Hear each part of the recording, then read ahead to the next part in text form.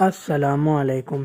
رسول اللہ صلی اللہ علیہ وآلہ وسلم کا خط مبارک بنام قیصر روم ہرقل۔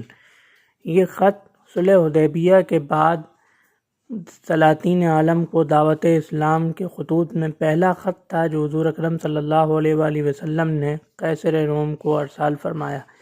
یہ خط حضرت دحیہ کلبی رضی اللہ عنہ لے کر گئے تھے، اور اس خط کی کل رویداد صحیح بخاری حدیث نمبر 7 کتاب بدء الوحی میں مذکور ہے۔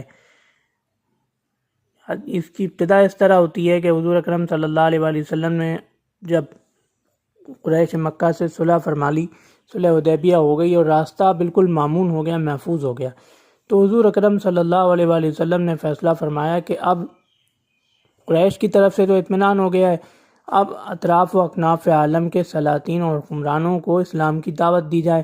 اس سلسلے میں پہلا خط قیصر روم ہرقل کو ارسال فرمایا گیا، جسے لے کر حضرت دحیہ کلبی رضی اللہ عنہ روم بصرہ تشریف لے گئے، جو موجودہ شام کا ایک شہر ہے۔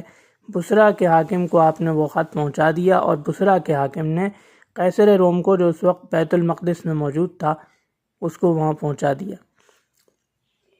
خط دیکھ کر قیصر روم چونکہ عربی سے نابلد تھا، لہذا اس کو تصدیق بھی مطلوب تھی، لہذا اس نے پوچھا کہ یہاں اہل عرب کا کوئی موجود ہے؟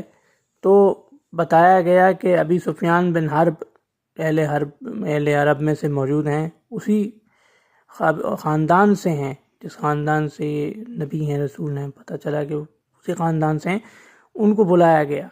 حضرت ابو سفیان رضی اللہ عنہ اس وقت مسلمان نہیں ہوئے تھے، لیکن حضور اکرم صلی اللہ علیہ وآلہ وسلم سے قریبی رشتہ داری بھی تھی، لہذا ان سے پوچھا گیا کہ میں آپ سے چند سوالات ان کے بارے میں کروں گا جنہوں نے یہ خط بھیجا ہے اور نبی ہونے کا دعویٰ کیا ہے، ان کے بارے میں آپ سے چند سوالات کروں گا۔ تو حضرت ابو سفیان نے فرمایا کہ ٹھیک ہے، پوچھیے۔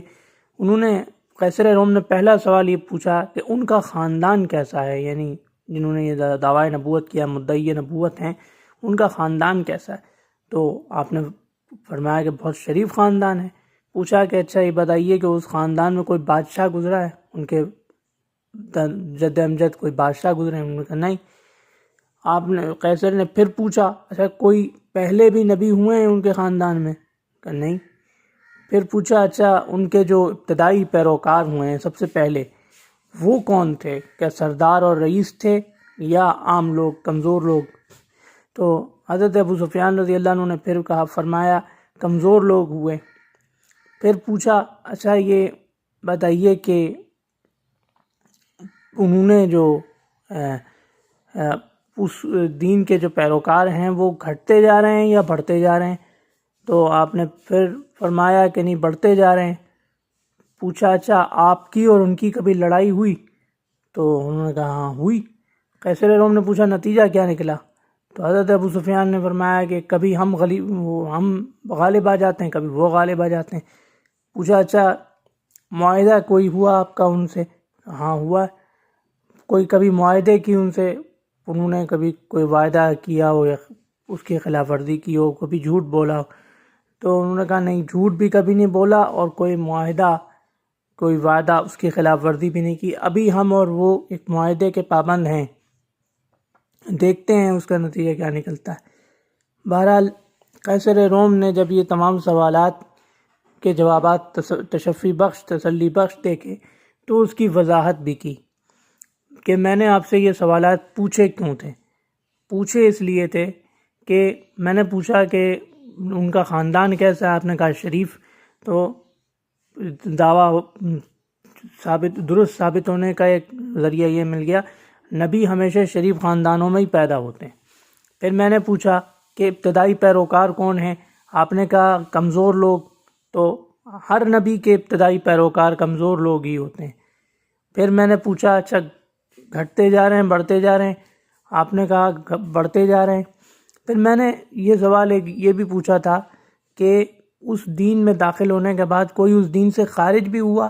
آپ نے کہا نہیں، کوئی خارج نہیں ہوا۔ اور فرمایا یہ قیصر روم نے کہا سچے دین کی یہی پہچان ہے کہ ایک دفعہ کوئی اس میں داخل ہو جائے تو ارتداد نہیں کرتا۔ میں نے پوچھا کوئی بادشاہ اس خاندان میں کبھی گزرا ہے؟ آپ نے کہا نہیں گزرا، تو میں اگر ایسا ہوتا تو میں سمجھتا کہ شاید انہیں بادشاہ بننا ہے۔ اور اگر پھر میں نے پوچھا کہ اچھا کیا ان کے خاندان میں پہلے کوئی نبی ہوئے؟ آپ نے کہا نہیں۔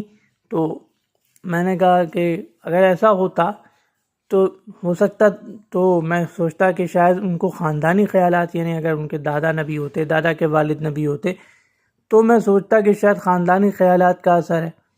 تو یہ تمام جوابات میری مرضی کے مطابق ہیں۔ اگر میں وہاں جا سکتا، مجھے پتہ تو تھا، علم تو تھا، میں جانتا تھا کہ ایک نبی آنے والے ہیں، لیکن میں سمجھتا تھا کہ ہم میں سے ہوں گے، شام میں یا فلسطین میں کہیں ظہور کریں گے۔ اگر میں وہاں جا سکتا تو میں ضرور ان کے قدمگاہ کو بوسہ دیتا، ان کو پاؤں دھوتا۔ یعنی حضرت ابو سفیان رضی اللہ عنہ جب قیصر روم کے دربار سے نکلے تو حضور اکرم صلی اللہ علیہ وآلہ وسلم کا نام نامی لے کر فرمایا کہ ان کا معاملہ تو بہت زور پکڑ گیا، قیصر روم تک ان سے خوفزدہ ہے، خائف ہے۔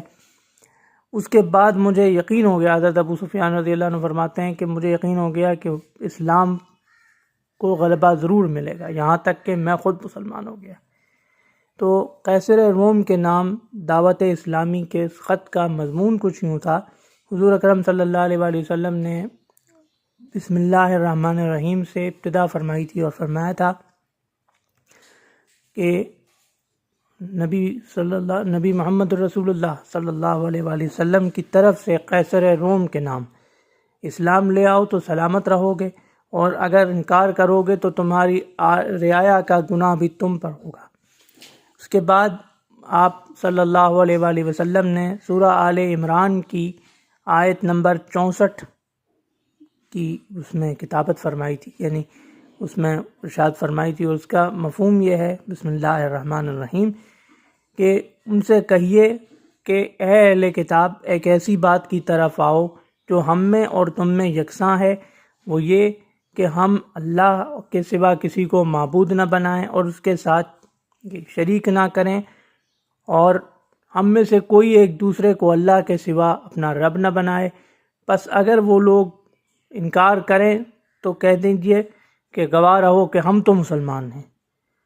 تو یہ تھا قیصر روم کے نام حضور اکرم صلی اللہ علیہ وآلہ وسلم کے خط کا تفصیلی واقعہ۔ اللہ حافظ۔